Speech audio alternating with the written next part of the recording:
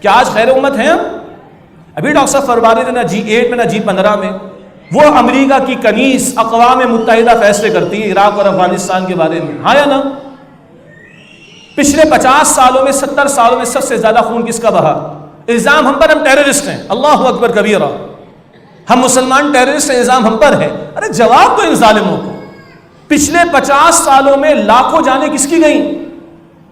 اور کروڑ کے قریب مہاجرین، افغانستان اور شام کو ملا لیجئے، کروڑ کے قریب مہاجرین کس نے اپنے گھروں کو چھوڑا ہے؟ ہم مسلمانوں۔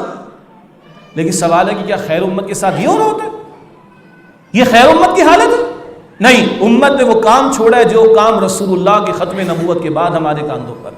اور آج 57 ملکوں میں ایک ملک نہیں جو ہم دنیا کے سامنے پیش کرے، آؤ اپنی نگاہوں سے دیکھو، یہ ہے اسلام، یہ اللہ کا دین، یہ اس کی برکات۔ Not a single country on the earth including Pakistan, جس کو کیوں لیا تھا؟ بابا قوم نے کہا، ان کے آخری الفاظ میں الفاظ شامل ریکارڈ پر موجود ہیں، میرا یہ ایمان ہے کہ پاکستان رسول اللہ کا روحانی فیضان ہے صلی اللہ علیہ وسلم، اور اب اللہ نے ہمیں موقع دیا تو ہمیں دنیا کے سامنے خلافت راشدہ کے اصولوں کے مطابق عہد حاضر کی ایک اسلامی ریاست پیش کرنی چاہیے۔ ہمارا کانسٹیٹیوشن قرآن ہوگا۔ ہم نے کہا اللہ خطہ زمین دے دے جہاں تیری اور تیرے رسول کی اطاعت ہوگی، کتاب و سنت کی عبادت دستور۔ Where is that Uddin of اللہ سبحانہ وتعالی؟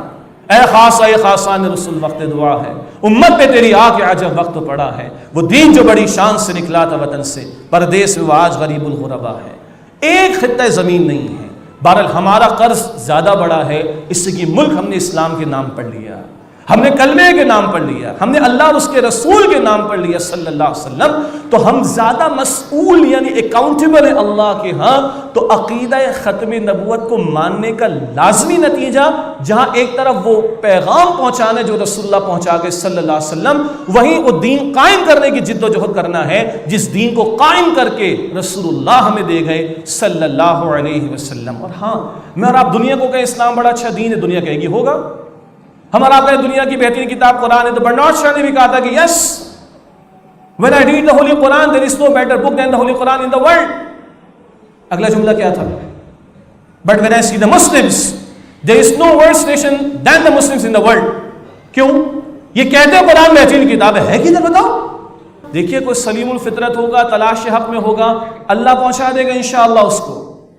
مگر آپ اور میں پیش کرنا چاہتے ہیں انسانوں کے سامنے کہ یہ قابل عمل دین ہے، تو دنیا کہتی ہے بتاؤ کدھر ہے وہ کتاب کا نفاذ، کدھر ہے وہ دین کا نفاذ۔ اس تعلق سے بھی اس دین کو قائم کرنے کی جد و جہد کرنا ہماری ذمہ داری ہے۔ اسی لیے قرآن نے کہا سورہ شورى کی آیت نمبر 13 میں 5 جلیل القدر رسولوں کے ذکر کے بعد ہم سے کہا، اور شروع میں کہا شرع لکم، تمہیں بھی حکم دیا جا رہا ہے جو ابراہیم اور موسیٰ اور عیسیٰ اور نوح علیہ السلام اور اے نبی علیہ السلام آپ کو دیا، ان اقیموا الدین ولا تتفرقوا فی، دین کو قائم کرو اور اس بارے میں کسی تفرقے میں مبتلا نہ ہو جاؤ۔